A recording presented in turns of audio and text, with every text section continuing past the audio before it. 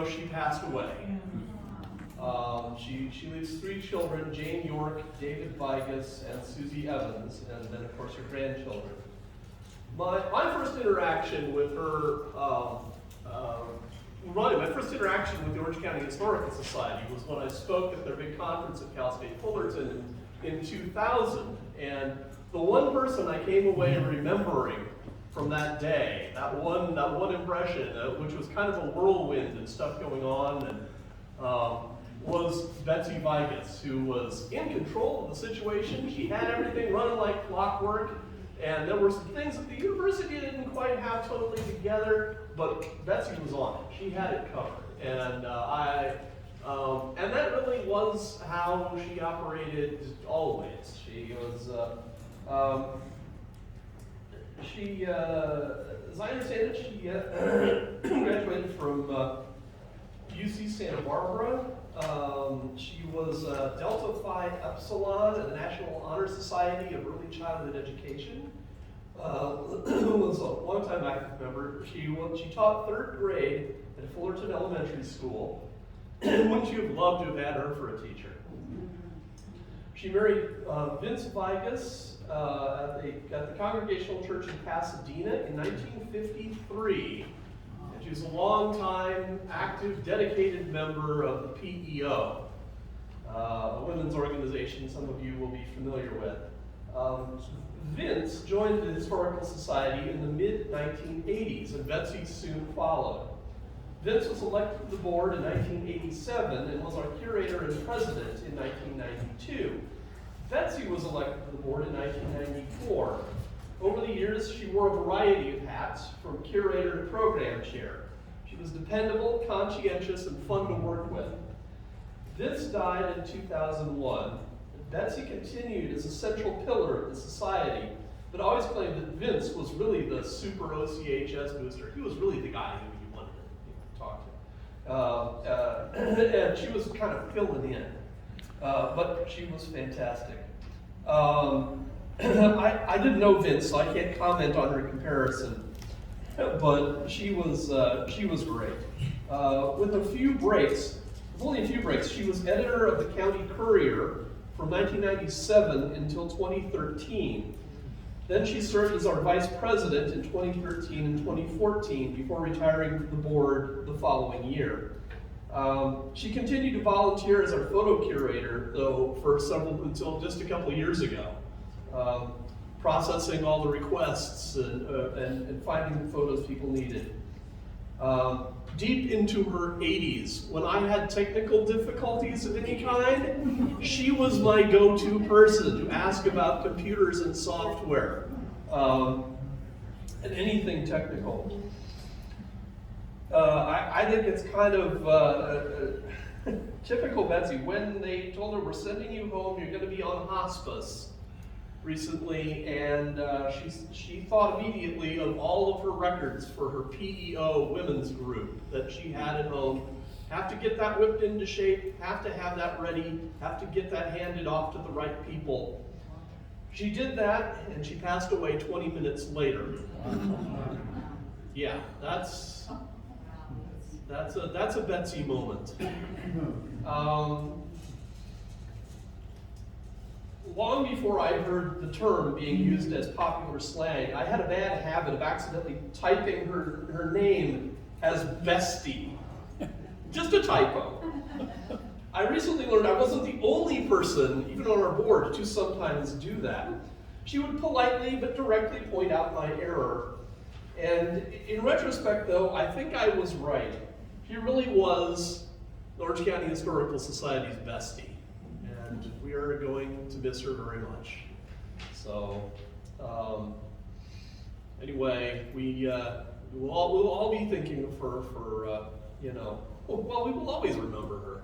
She was something really special. So, our condolences to her family and to all of you who were her friends.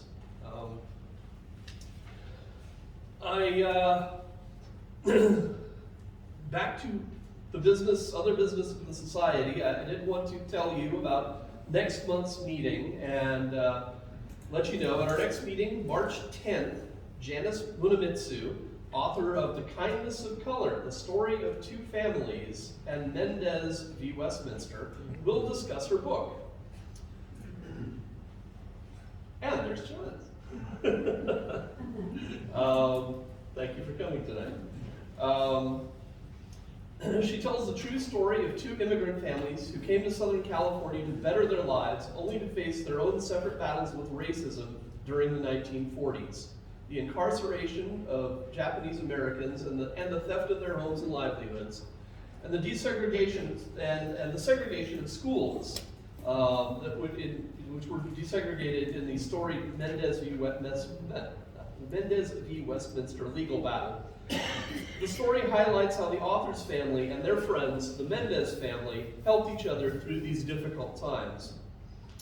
I also wanted to remind those of you who may need to update your membership, or if you're not currently a member and you'd like to join, do see, I see Dan and Lynn at the back table there can help you with that. They also have our books. If there are any of our books that you don't have that you might like a copy of, we have those for sale as well. With that, I would like to introduce tonight's speaker. Mark Zambrano will be discussing Duke Kahanamoku's time in and influence on Orange County. Mark lives and works in Huntington Beach. He is the author of Surfing in Huntington Beach, and I believe you have copies for sale over there after the meeting. If you'd like him to sell you one or even sign it, this would be an opportunity to do that.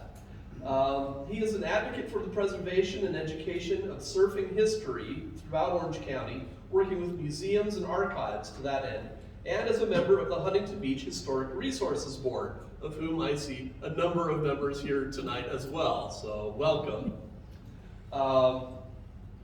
He also works with Corky Carroll's Surf School and board members Surf Shop, helping visitors and locals learn to surf and get stoked on surfing. When not working and writing, Mark spends his free time surfing around Orange County. So without further ado, I'd like to welcome our guest, Mark Zambrano.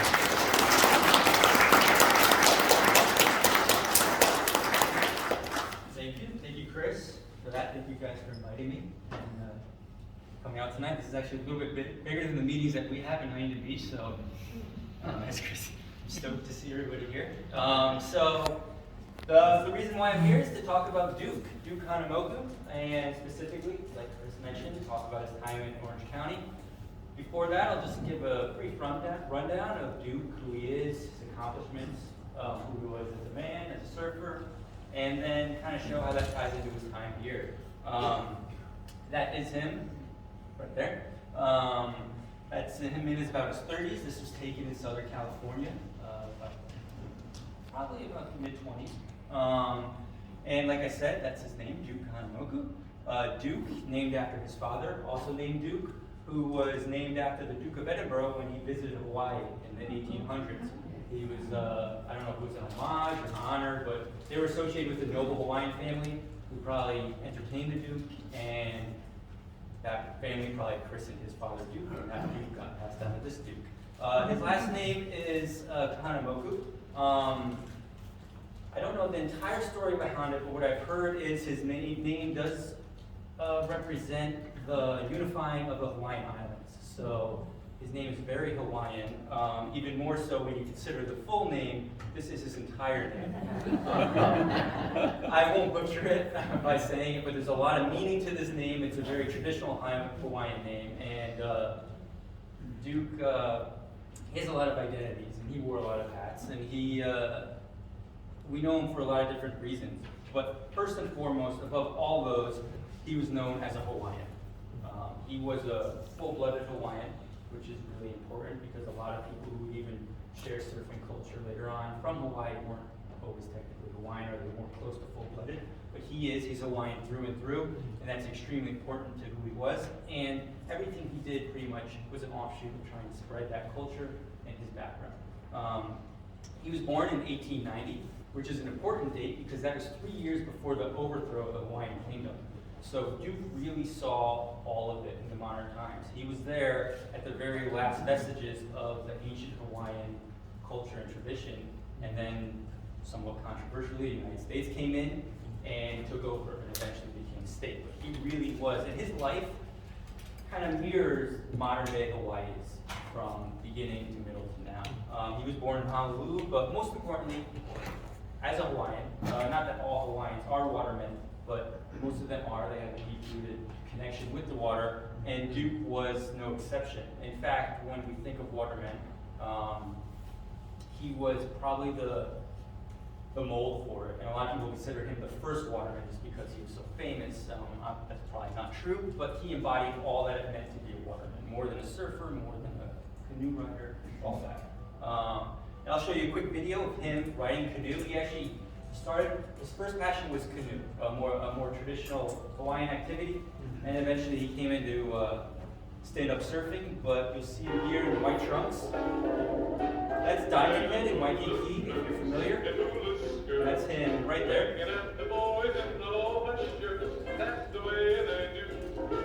This is later on, probably in his life. And like I said, he's a waterman. You can see here he has surfboards, he's body surfing, canoe. Right there in the middle, he's got a bunch of surfboards, or even when they couldn't go in the water, they volleyball so they could be near the water. That's him with his brothers. He had a rather large family. He was the oldest of them. And right here was a hugely pivotal moment, one of the most pivotal moments in Duke's life. This is 1911 in Honolulu Harbor. It's an AAU swim meet, and Duke is right there leading the way, and he won that swim meet. And ended up breaking the world record for the 100-meter freestyle, in essence becoming the fastest swimmer in the world at that time. He did this by using a novel swimming technique at the time.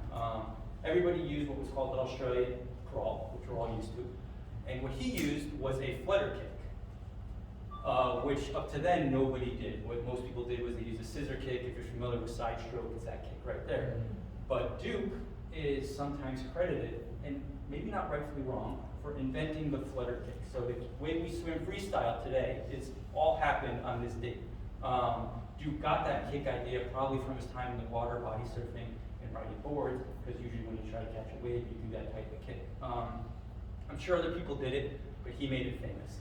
And the reason why people, when we watch the Olympics, why people swim the way they do, is probably because of this moment. And it was so pivotal that they got him into the Olympics. He competed in 3 games, 1912 Stockholm, 1920 Antwerp, and 1924 Paris. Won 5 medals, 3 of which were gold. And right here I'm going to show you his meet for the 100-meter freestyle in the 1912 Stockholm Olympics. And he is right there. Spoiler alert, he came in first, he won gold. His time was 1 minute and 4 seconds, which did not break his world record at the previous meet, but you'll see him right here at the end. Pretty happy about it. And so he became instantly famous. So it's not like today when we see our Olympic athletes, we've got the Olympics going on right now, we're all into it, everyone's watching it, you learn all their names, and then after the 2 weeks we all forget about them. Most of the time, because we got the Super Bowl coming out, we got to watch LA win, and all this other stuff happening, we have all these other sports going on, and all these other athletes to root for, that Olympic athletes kind of take a side step. But back then, that wasn't the case. An Olympic athlete was a hero long after the Olympics ended, and everywhere they went, they were a hero. Everyone knew their names. They were always popular. After this, Duke went on a victory lap around the world, which we'll get into later, part of the reason why he came here. Just to show you a little bit here, here's the headlines. Here's him swimming. Here's him getting the gold medal from the King of Stockholm. And like I said, he was the king of surfing for 2 decades, until this guy came along. That is Johnny Weissmull's mother. So he usurped the king of swimming at the time and broke all his records. Johnny was a prodigy of swimming, Michael Phelps-esque. I think putting these 3 in the same realm as Michael Phelps is not a stretch. Johnny was slightly better than Duke, if we're being honest, but the younger generations always are, so that's not a surprise. Some of you probably know. If not, Johnny went on to become Tarzan in Hollywood, which he's probably even better known for now than he was swimming. Same way Duke is probably better known for surfing, but this is where they got their start. Also, he's known as a surfer, father of surfing. He didn't introduce surfing to California. He didn't introduce surfing to Australia, like a lot of people say. People surfed here before that, but he made it popular. Why? Because he was an Olympic athlete and everybody loved him. Everywhere he went, people went, they wanted to see him do things. Most of the time they wanted to see him swim. Most of the time he wanted to surf, so he ended up surfing anyway. And then they just, by osmosis, ended up loving surfing. But we'll get more to that. He was also an actor. And now we're talking about why he came to Southern California. In the 1920s, after his surfing career was over, Duke came to Hollywood to become an actor. And he needed to find a way to keep going, earn financial success. So he went into Hollywood, probably at the goading and encouragement of a lot of promoters and a lot of Hollywood executives who wanted to capitalize on his fame as an Olympic swimmer, and they wanted to put him in their movies. Which unfortunately, he did not rise to fame. He did not get the kind of roles that he wanted, even though he worked very hard at it. He was very serious about becoming an actor. He really wanted it. He worked really hard at it. But unfortunately, and this is a time with a lot of racial inequality, more than likely what they wanted was Duke's name on their posters, and they just wanted to say Duke was in their movies so they could draw the audiences in, but they didn't really want him as a leading man. And to give you an example of this, perfect example of this, Johnny Weissmuller, who really didn't care about being an actor, never had big plans to be an actor, one day got a phone call asking if he wanted to be a Tarzan, and they just dropped this entire movie franchise into Johnny's lap just because he was a famous swimmer.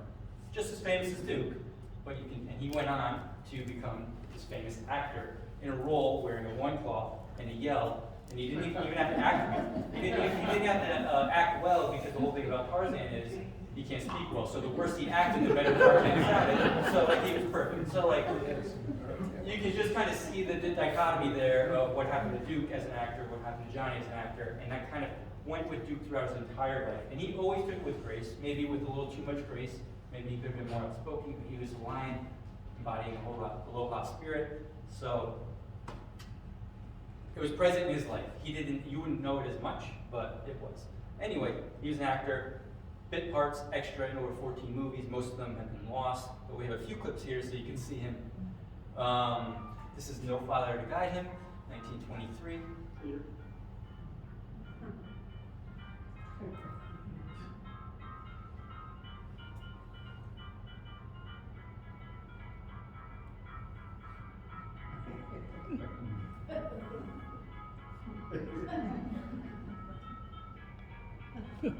And this is actually a great moment because you actually see Duke going full force speed, which you don't actually get to do often. So you get to see him swimming fast there. Most of the roles he played were lifeguard. At best, he played lifeguards or swim instructors. But more than likely, at worst, he played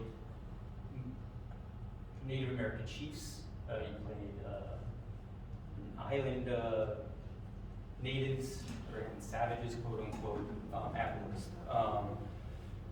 And here's just one other clip to kind of give you an example of all that. Oh, jeez.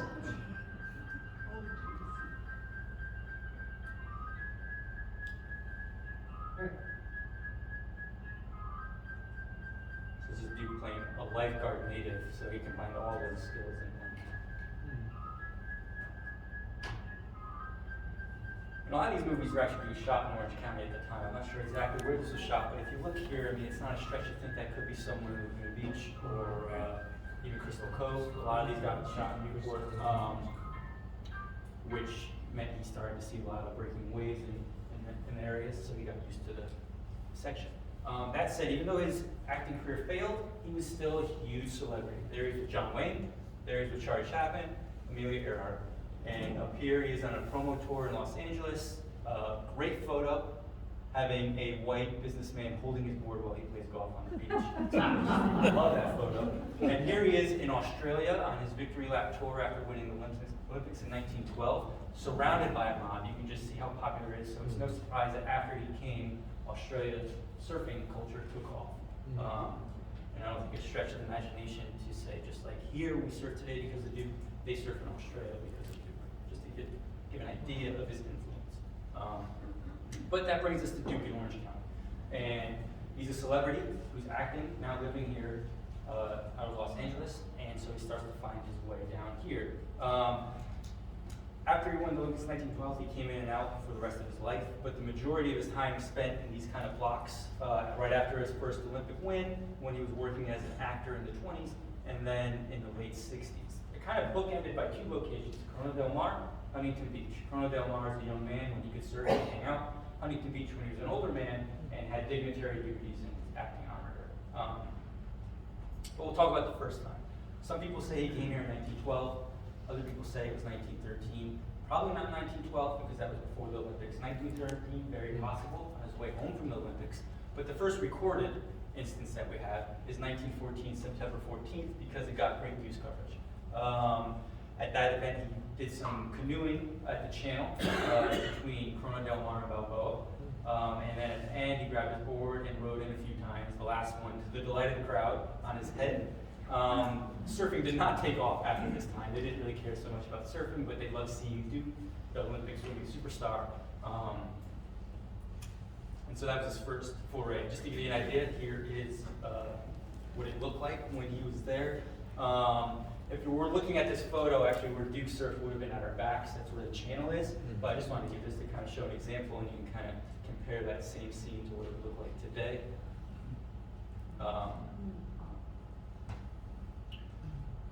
And originally I planned to give a whole talk about Corona del Mar and channel and why it was such a popular surf spot. I'll hold off on that. I have some slides. I'll come back to it if you want to hear with it, but for the sake of time, and just because the discussion of urban development and sandbar formations is not always the most exciting conversation, but I'm happy to talk about it because Corona del Mar at this time was the crown of the sea. It was the Waikiki of the West. It was the epicenter of surf culture in California. Really, every surfer who was a surfer went to Corona del Mar. It was the best known surf spot, mostly and primarily probably because Duke said it was. Duke came here and said, this is my favorite surf spot outside of Waikiki. And when we're talking about all the surfers congregated there, we're talking about 5 to 15 guys. We're probably the whole tally of surfers in California and mainly the United States at the time. And these are them. These are them surfing in that channel. If you're familiar with the area, right between Corona del Mar and Balboa, the wedge. So on the other side of this is what we commonly refer to as a wedge right now. And this is right in that channel, which had a great wave. And then instantly that wave was killed. And then so was the surf scene at Corona del Mar, and they ended up cutting out of town and going down to San Onofre. But that was in the 30s. Yes? Sorry, I didn't hear what you said about was this the wedge? This is not the wedges. No. So this wall right here, the wedge is right on the other side of that. Right. So this is the channel coming out between Corona del Mar and it looks a little different now. This is before they extended it. They actually used the red car rails to actually bolster this up. You can see them up there, and eventually they extended this. Part of the reason why it killed the surf and the surf scene. You can kind of see here, what we saw there was north, I guess, west. This is actually the other side, the south side with the jetty. There used to be an 800-foot concrete jetty that actually extended, now goes out like that. But this time it was here making for some awesome surf. And I'll show you a little bit of it. Super slippery, very dangerous, but very fun.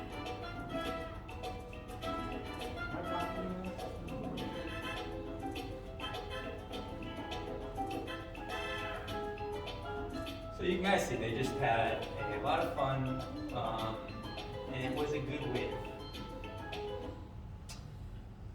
And like I said, there weren't that many people there, but the ones that were there are memorable. So this is a list of Art Bolte, a local guy, created a list from memory of people that he thought first surfed there.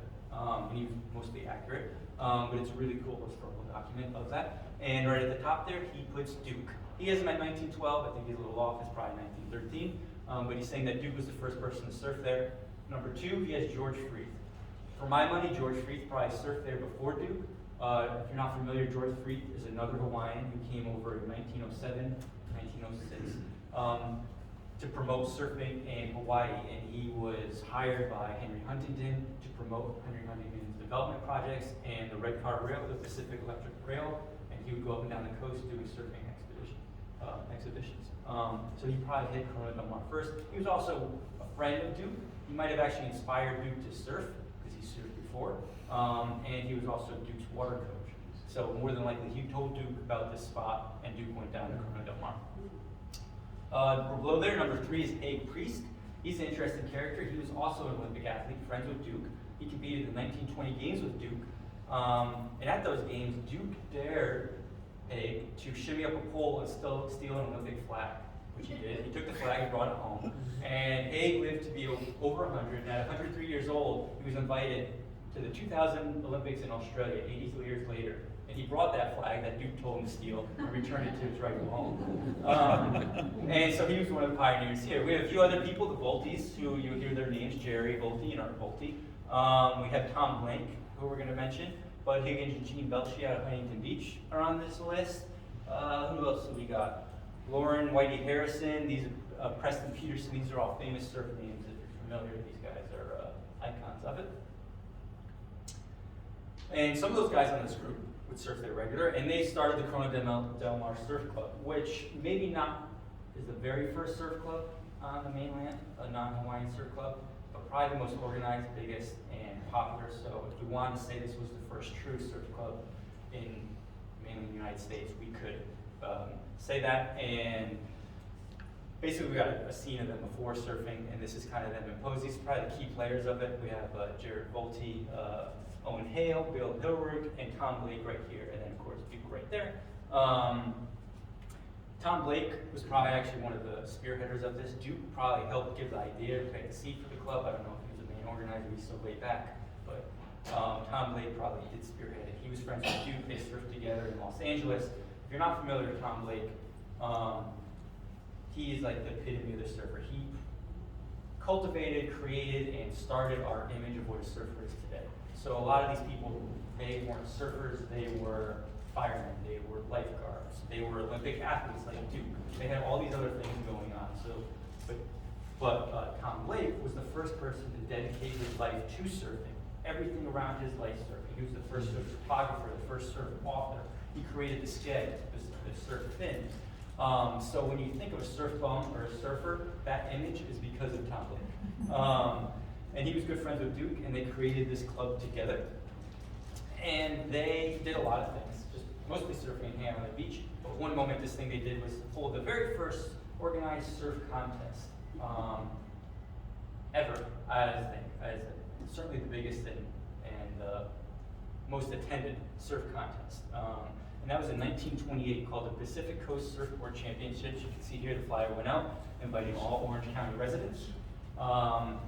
And they wanted to draw people in, so they did so by promoting the fact that Duke was going to be surfing there. Because everyone knew Duke, everyone wanted to see Duke, they were going to come. Here's an image from the day. So people are cropped out of this photo, but even if they weren't, you would notice that Duke was not actually there on the day. He was actually stuck in Los Angeles filming a movie called The Rescue, so couldn't actually compete in this contest, even though he was promoted for being there. Tom Blake right here ended up winning. Second place right here was Volte. This is a great story too. I won't go too much detail into that, but what happened that day is a fun surfing lore. Worth noting though, this board right here that Volte is wearing, he's got the wings right here with a V. Duke shaped this board for him, and he shaped another one for his brother Art. So even though Duke wasn't there in person, he was there in spirit. And this is actually a pretty famous board because one, Duke surfed it, and it's one of the first known surfboards that was shaped in this area. How long is that board? That board is 11 feet. Oh, wow. 10 or 12 feet? Yeah, I want to say that one's 11. This one's 9 feet, I know, 9.5. So it would maybe 11 or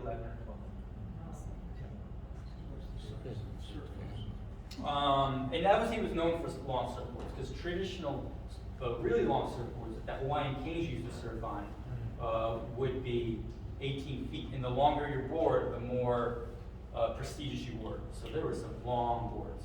It was only much later that they got short. To give you a vibe of the Corona del Mar Surf Club, I'm going to show you a bunch of them hanging out. Look for Duke in here, you'll see him.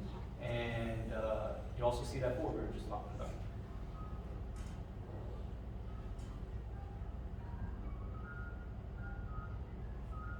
So there's Duke.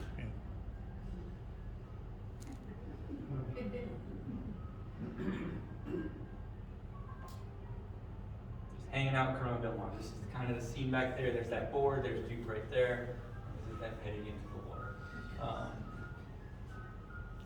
So there's a lot of fun. That's basically the name of the game. Still the name of the game, surfing, but especially the name of the game back then was just having fun. But there were some serious moments, and probably one of the most memorable moments in Duke's life was the rescue of the Thelma on June 1925. So like I said, this is a great surf spot. Surfers loved it because big waves came in. But as a result, everybody else hated it for the same reason, especially boaters, because there were so many waves right there. The rum runners that were popular in this area during this time, bringing all their illegal activities to Newport and Balboa, hated it. There's some speculation I was reading, I don't know, you guys maybe know better than me, that one of the secret reasons why this might no longer be a surf spot is because the rum runners wanted to kill the surf so that they get their stuff in easier. I don't know if that's true or not, but interesting. But anyway, at this time, the waves were horrible, and the Thelma here, a 40-foot yacht that was chartered for some people outside of Riverside to go fishing for the day, coming out of Newport Bay, met those waves right on, and it hit them hard and tumbled that boat, that 40-foot yacht, over and over, flying everyone overboard.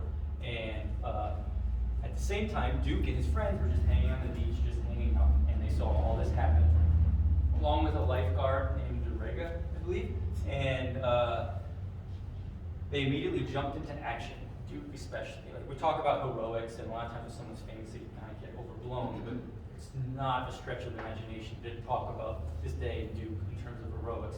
He got up, grabbed his board, swam out there into some massive waves. So these are some gnarly waves that nobody in the right business would probably want to be going into, and they're on those long boards are not easy to get through. He went out through those waves, met the people who were in the water, threw 4 of them on his board, brought them to land, went back out, threw 3 more people on his board, went back in, and then went back out and then saved another person and brought them in, saving 8 people. 2 other people were saved by the lifeguard on duty, and then the rest passed away. But it's safe to say that if Duke wasn't there, those other 8 might have died as well. And there's a great show, This Is Your Life. I don't know if anybody's familiar with the show that used to be on, but Duke appeared on that show, and you can find it online, and if you do, I don't know how many years later, that must have been 40 years later, some of those survivors surprised him on that show and think that was the first time they met. It's a really nice moment. So one thing to really they all got honored, as you can see here, big news. They got honored, but one of the biggest things to come out of this was that the lifeguards in Orange County all saw this and immediately, within days, decided to start teaching their teams like surfboard riding because they saw the potential for saving lives. And they also adopted surfboards as life-saving equipment. I'm not going to say that every lifeguard around the world, on the coast, use surfboards now because of this one moment, but around here, and honestly, it's not a stretch again to say that, yeah, they kind of do. Like, they saw that Duke kind of made this popular, because this was global news when this happened, because it happened to Duke. He was so famous that newspapers in Australia, Europe, all across the country covered this moment, and specifically how he saved these people's lives. So they saw this, and now I think if you go to any beach around here, you see a truck drive by, there's a surfboard on top, you could probably thank Duke for that. Which is amazing to me, because when you think about him, we normally think of surfing, but you think about what he did for ocean life-saving and what you think about what he did for just swimming mechanics. The influence is so far-reaching. Just those 2 things alone, if you take out everything else out of the equation. So that kind of starts to end his time in Corona Del Mar. Like I said, it's bookended with stints in Huntington Beach, but he did get around elsewhere in Orange County. Here in the 20s, he was putting on exhibitions as well to make money on the side of being an actor. And what do? He take some other Olympians, other swimmers, aquatic specialists, and they would kind of tour the area. They went to Atlantic City, they went to New York, they went down to San Diego, up to San Francisco, and they spent a lot of time here in Orange County. And here you can see one incident with Viola Hartman, later caddy. Some people say this is in Corona Del Mar, this photo. Viola lived to be over 100 years old, and later in her life she gave an interview saying that this happened right down the road from her house in Laguna, so I'm going to go with her, and that was Laguna Beach. But either way, another momentous occasion, this is us just looking at this, marveling at how Duke could put someone on his shoulders.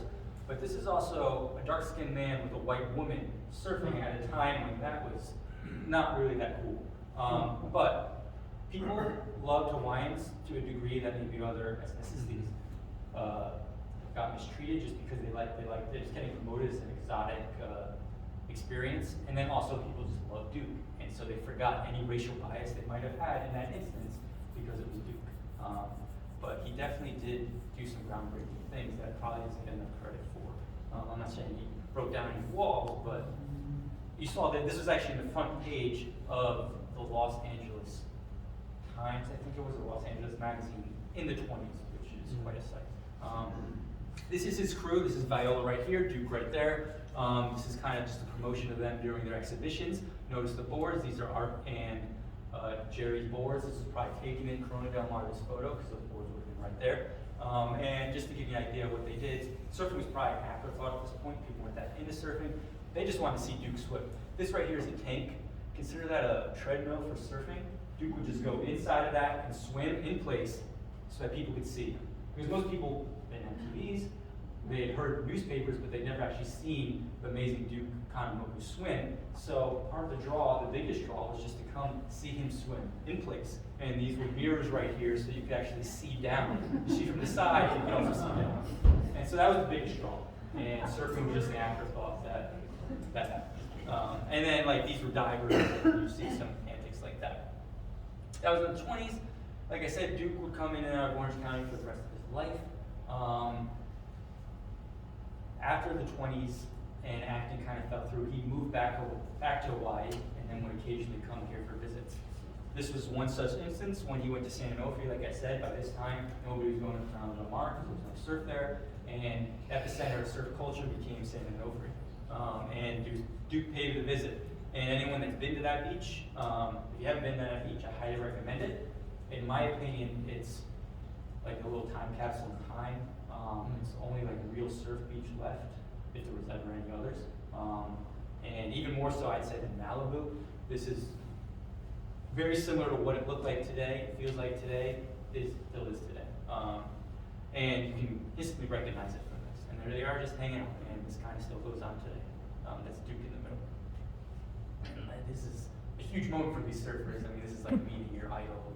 Whoever your idol is, that's what Duke was to these guys. But then now we'll go to Huntington Beach, the other bookend here. So starting very early, Duke influenced these two guys, Bud Higgins and Gene Belsey, lifeguards from Huntington Beach. They went down to Corona Del Mar to meet Duke, just to see Duke, like everyone else, just wanted to see Duke. And they saw him surfing, and it caught them off guard because they thought it was really cool. And so they took a look at his boards, they memorized them, promptly went back to Huntington Beach, and tried to replicate them themselves. These are two of them right there. The two first shaped boards in Huntington Beach, and then they would surf the pier. And this is probably what the pier kind of looked like back then, maybe a little newer. They used to surf over here, which at the time they called West Side. Now it's called North Side. The surf on the South Side, what we call South Side today, wasn't as good, so they would surf here. Likely Duke did surf here. They did invite Duke, and if he did surf, he would surf over here. I'm guessing Duke surfed here because he would have came right by it on the train.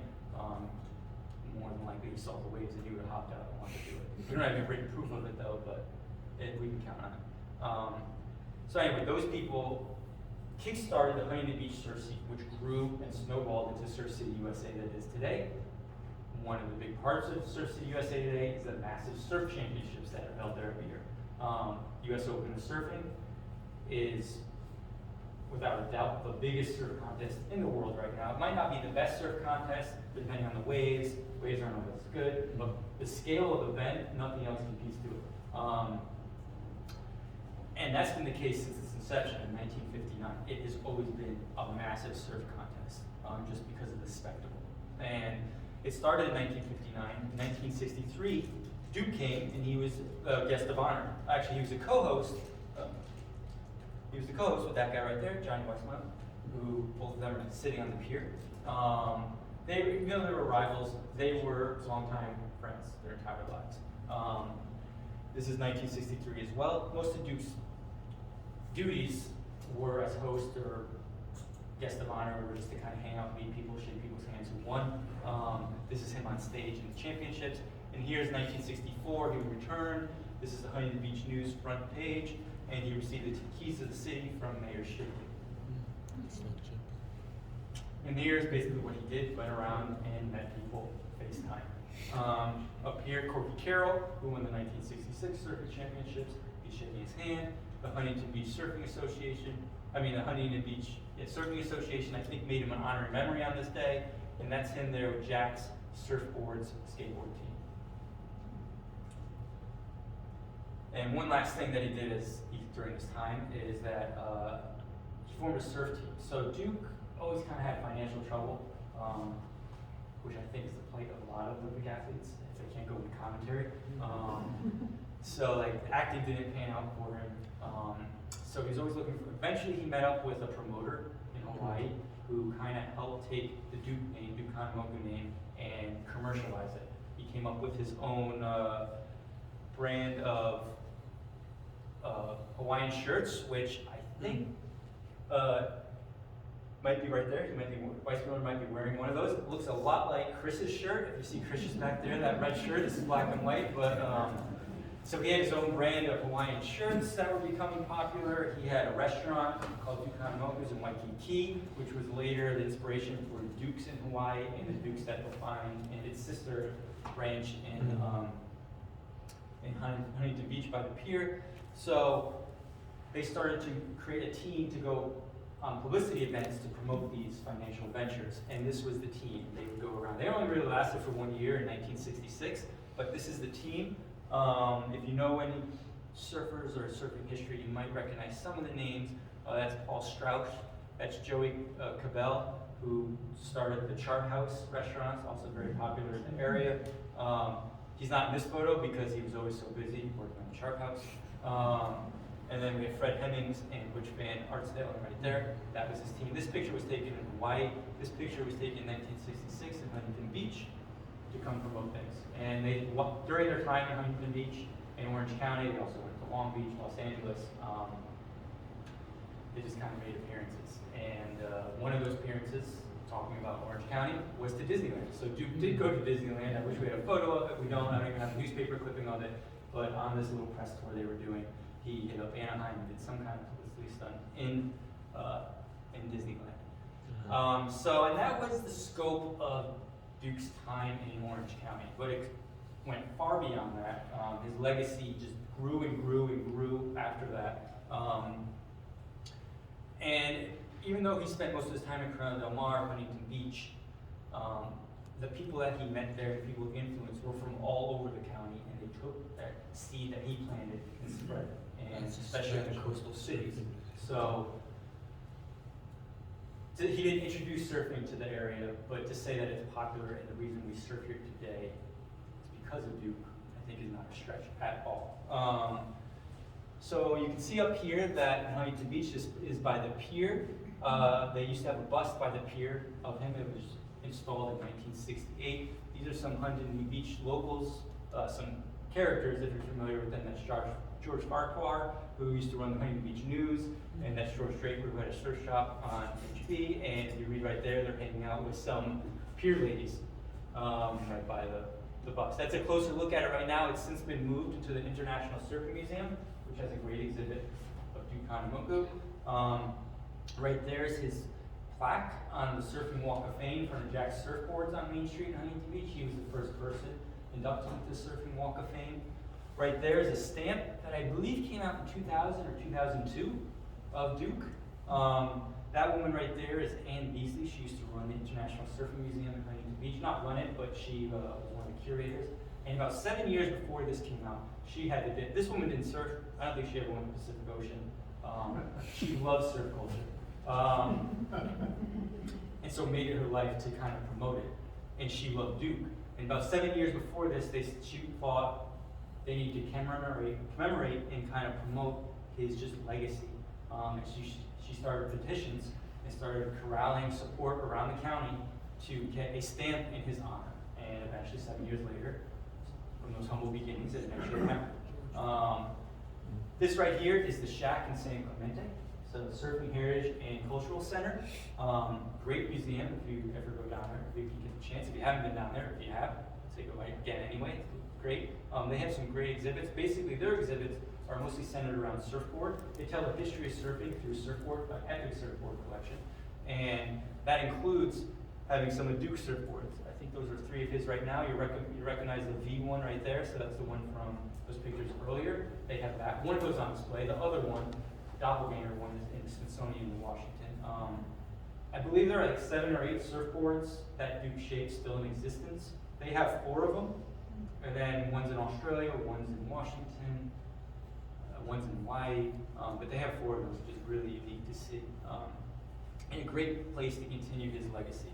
And then finally, there's probably one of the most memorable pieces to his memory is the statue at the Times Square Surfing, so-called, in Huntington Beach at the corner of Main Street and PCH. There are 3 statues of Duke in existence, one in Waikiki, which somewhat controversially has him facing away from the ocean, which people think is, I think they want him to see the city that he built. I'm not really sure why, but a lot of people think he should be facing the ocean. They corrected that at Huntington Beach because he's facing over the pier and looking towards Hawaii. The other statue is in Australia. So really the 3 statues are the 3 places that he just had the most impact on: Australia, Hawaii, Orange County. And I love that statue. I mean, I recommend anybody going out there rubbing Duke's feet for some good Duke luck, and maybe a rub off. So that's kind of closing this out. But I'll end with a few things. If you guys want to learn more about Duke, there's this fantastic book, Surfing in Newport Beach, about the history of Newport Beach, about history of Corona Del Mar, and specifically surfing. Then there's also just a general biography of Duke called Waterman. It talks about his whole life and really goes a lot into the Olympic surfing, Olympic swimming aspect of it. And then it also inspired this movie called Waterman, which is actually coming out this year.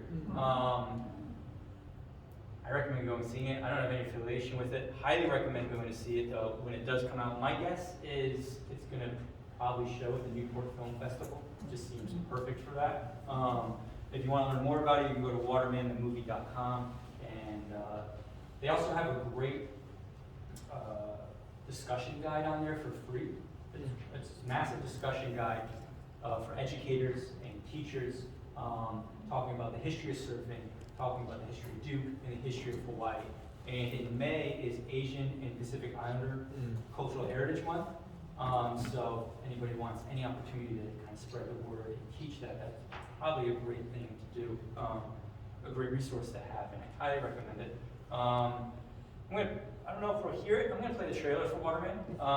Again, I'm not promoting it, but I think this is a great little capsule of what we've been talking about from other people's perspectives. Also, that's if anybody wants it, I have a QR code you can scan up your phone or something, and you can download that, that discussion guide. So let's see if we can hear this. At 14, Duke Kahanamoku embraced his responsibility to master the ultimate Hawaiian tradition, becoming a waterman.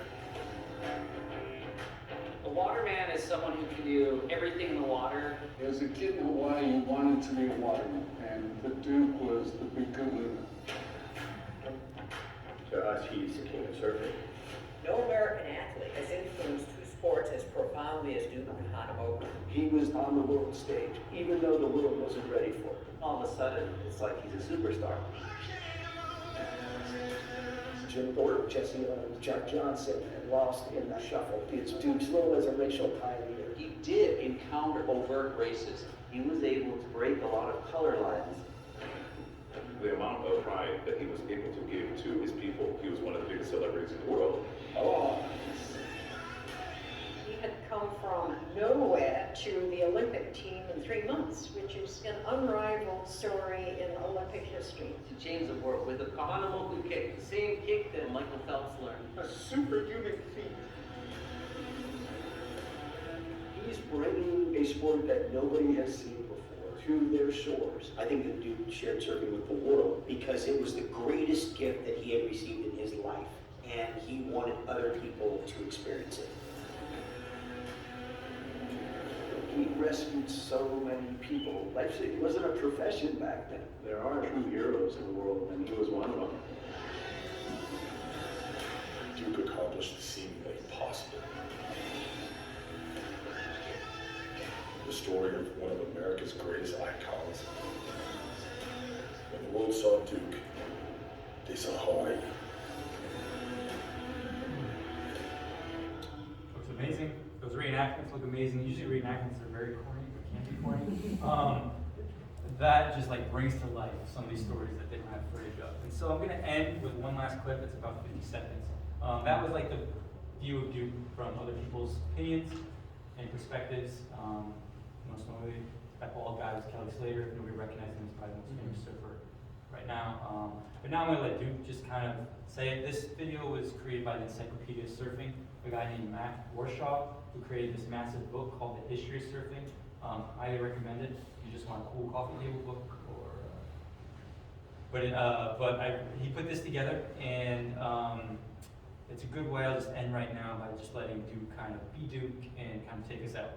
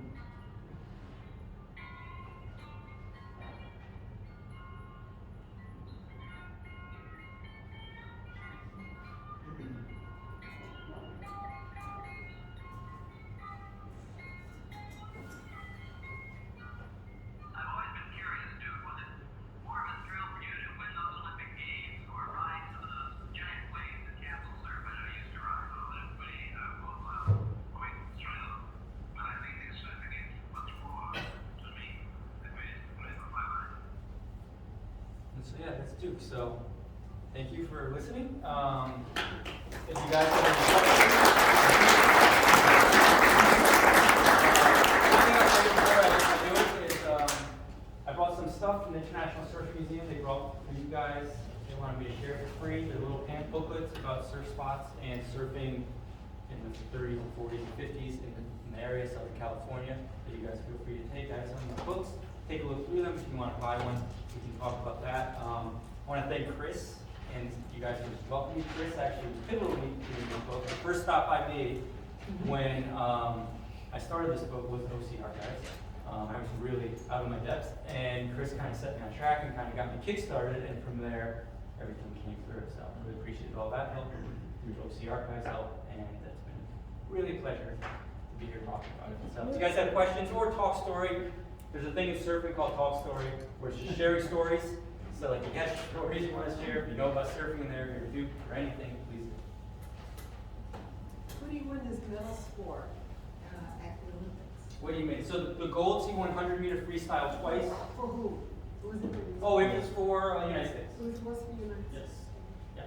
Yeah. And even then, so technically it wasn't a state. It was a territory? Yeah, it was. Yeah, it fell under. So it was the United States. Yep. Did he marry? Did he have a family? He did marry. Later in life, he never had kids. He was married for 28 years. Somewhat controversial, maybe not for I don't know. She wasn't Hawaiian, but they were happy together, but never had kids or anything. Were there a lot of Native Hawaiian or Pacific Islander actors before him? Not that I know of. No. If they were, then they were just even smaller, big parts or extras to play natives and stuff like that. My guess, probably not. There were not that many Hawaiians on the mainland at that time, and they weren't really doing much filming in Hawaii just because of the cost of going over there. So my guess would be probably not. It's still early in movie history. Super early. That is about as early as you get in movie history. I mean, he was silent films, and he just made the talkies, but yeah, super early. So the Hawaiian canoes and outriggers were usually made out of koa wood. Did he make his boards out of koa also? Most of the boards were made out of redwood. Red, yeah. Most of them are because koa is really heavy. So. Yeah, I mean, the redwood was heavy too, but yeah, most of them were made out of redwood. I know of one that was made out of pine. A lot of the redwood here, and it was very popular here at, a lot of people in the area would go and get their wood. A lot of surfboards were made, not when he was there, a lot of, after the war, a lot of boats were floating around, and they only used redwood to make the boats, and the surfers would come through and strip those boats and kind of get some of that. So that was until like balsa came around and stuff like that. No, I'm sorry, balsa was what they used out of the boats. Redwood was before that. Yes, the boats were balsa.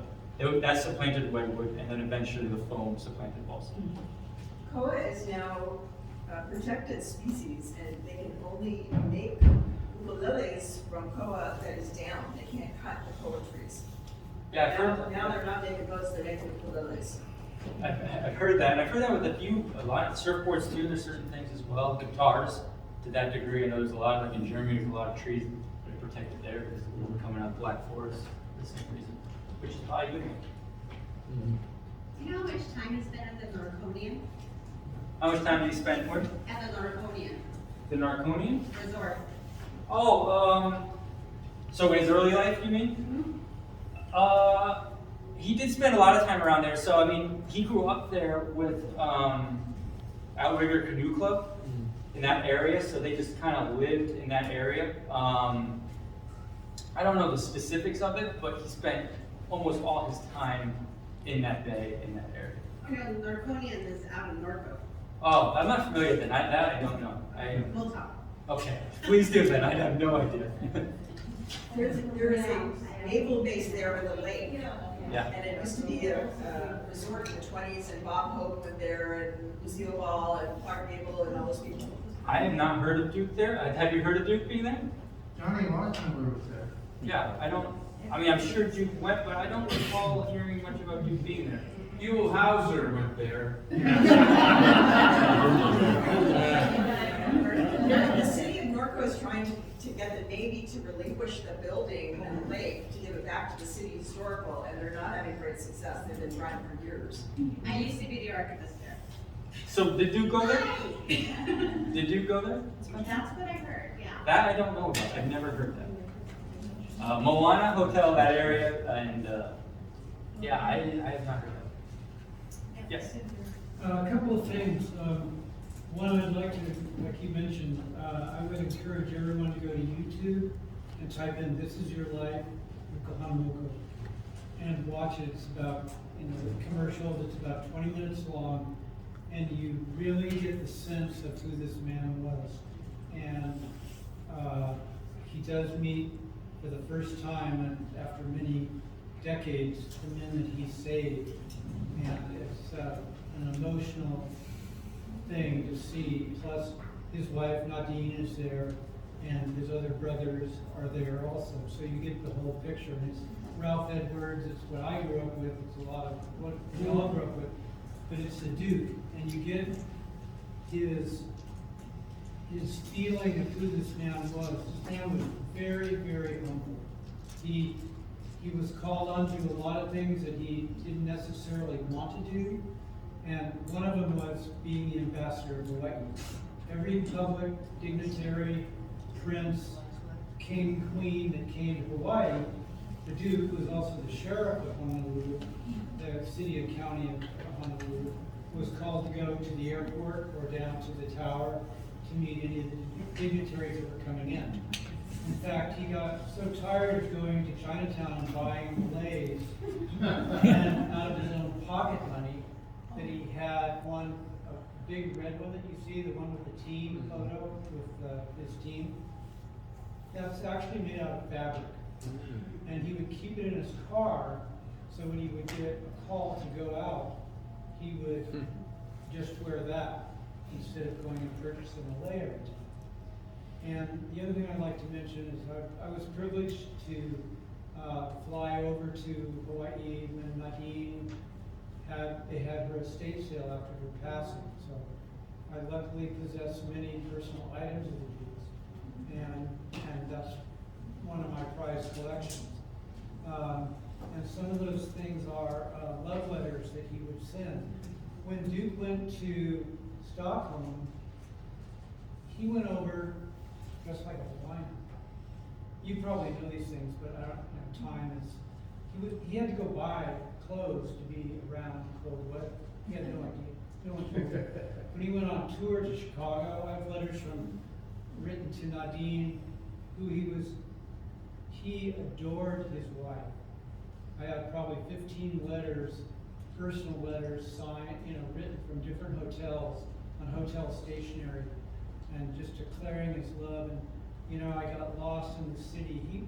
He was a fish out of water in a big city. Honolulu, a lot of places he knew like the back of his hand. Corona del Mar, around here, yes, but he made for a shirt company when we signed with Cisco in the early 50s, and his own personal company later that you mentioned. He had to go on these tours out in the middle of nowhere, and he also had other water products that he developed. And anyway, back to this is your life thing. If you really want to get a feeling of who this human was, it's a pretty powerful thing. It's readily available. Thank you. That's some perfect talk story right there. Thank you for sharing. I didn't know any of that. That's I've got a couple. Yeah. One, and it might be a little off topic, but you were talking about the Volti brothers and these boards with Yes. wings on them.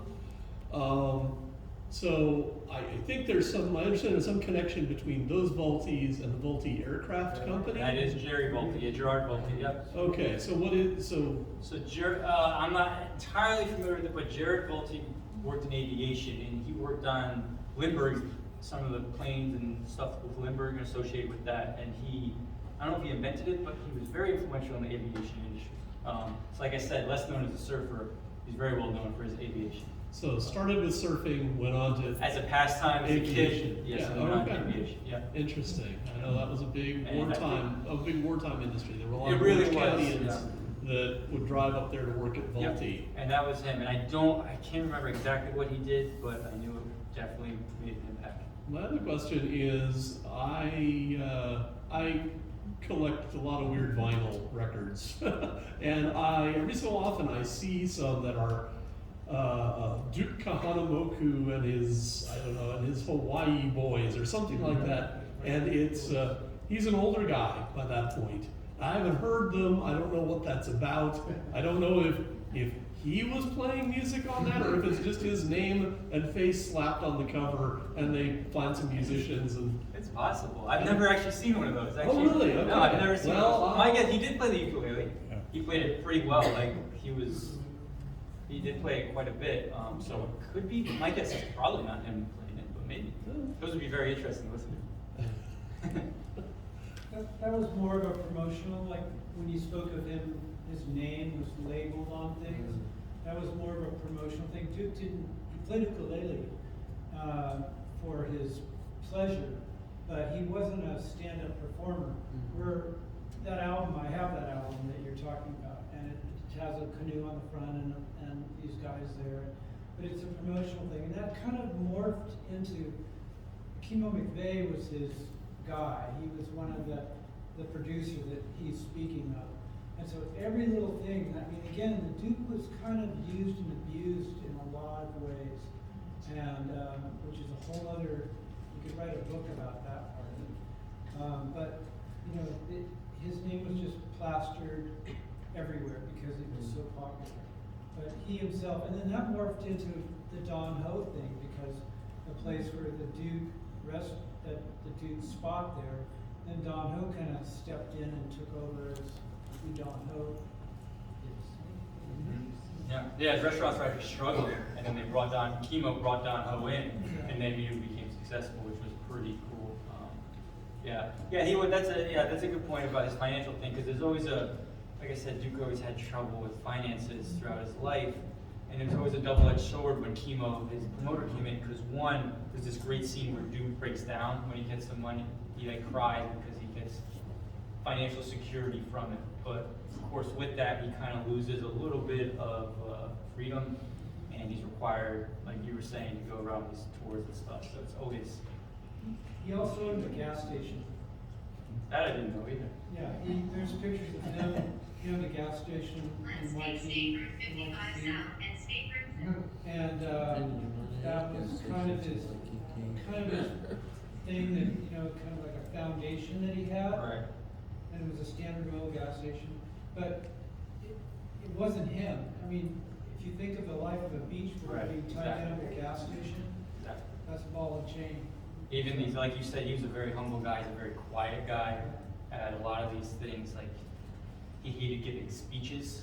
A lot of these things he would fall asleep with his sunglasses on. It was Fred Hemmings, one of his surfer guys' job to knock his knee once if he had to say yes, knock his knee twice if he had to say no, and Duke would wake up, say yes, and then fall back asleep. He just was not a part of these scenes. Like, it was just not his vibe.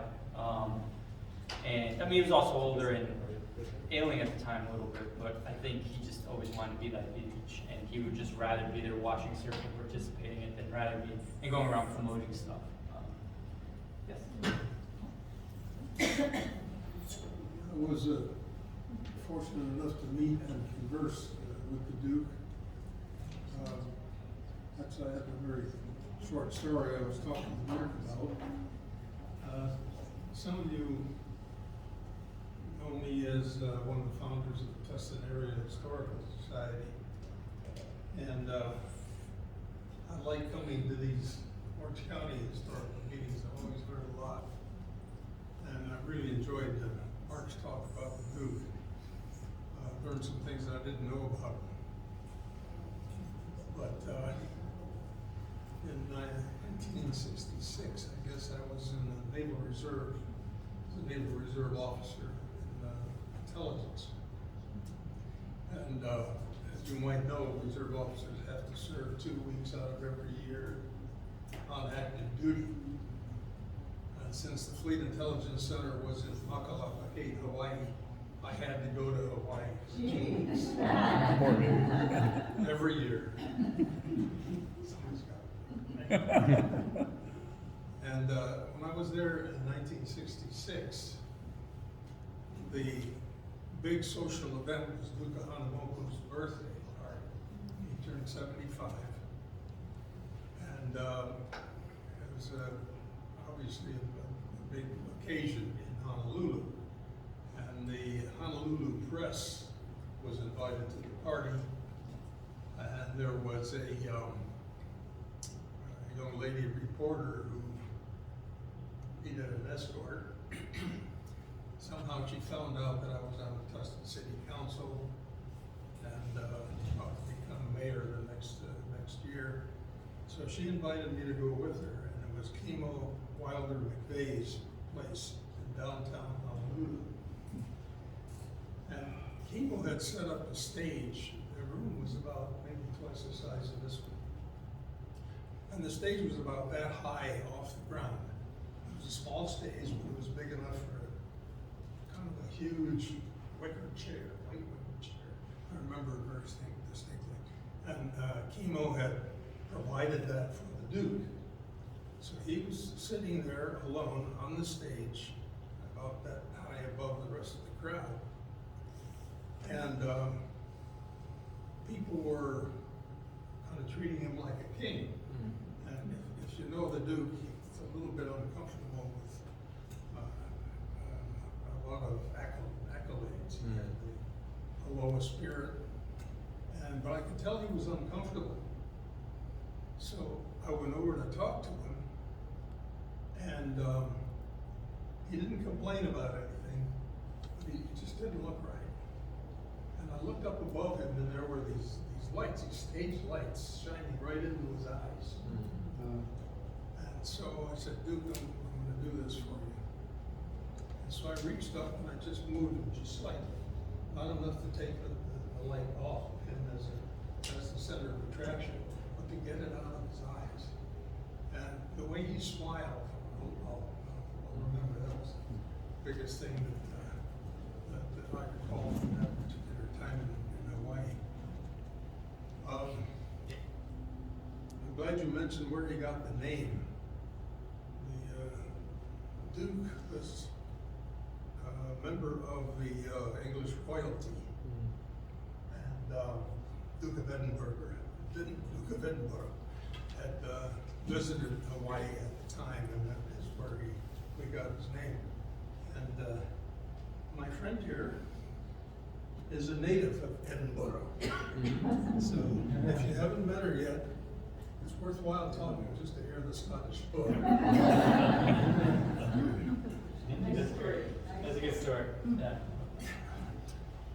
Anything else? Anyone want to talk about or share?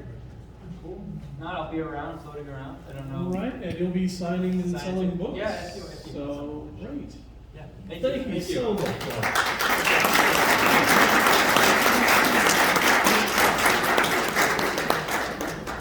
And so thank you all for coming tonight. It's a great evening, and we look forward to seeing you all next month. And and meanwhile, this evening we do have refreshments in the back. Thanks to the Chins for bringing that. And to say, memberships and our journals and books in the back. And then, of course, Mark with his excellent book on Huntington Beach surfing history and some other related material. Which, by the way, I just also wanted to mention, Mark did a great talk for us back when we held our History Roundup event at the Heritage Museum back a few years ago, giving a talk about the history of surfing in Huntington Beach. Certainly a connected story, but a different story. And that was a great talk, and I'd love to have you back sometime to give that talk here, because we had kind of a different audience that day, which is great. But a lot of folks would probably like to hear that too. Absolutely. So, anytime. Another time. Yeah. Thank you, Mark. Thank you all for coming.